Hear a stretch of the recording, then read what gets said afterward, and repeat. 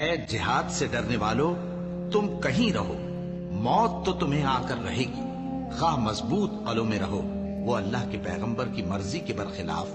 بیٹھ رہنے سے خوش ہوئے اور اس بات کو ناپسند کیا کہ اللہ کی راہ میں اپنے مال اور جان سے جہاد کریں،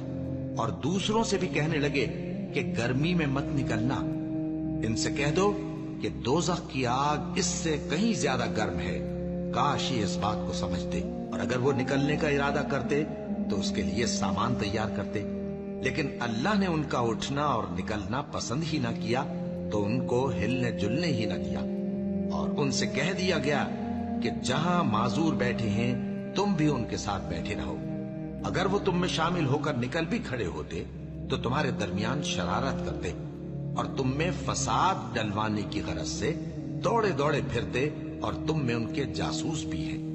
اور اللہ ظالموں کو خوب جانتا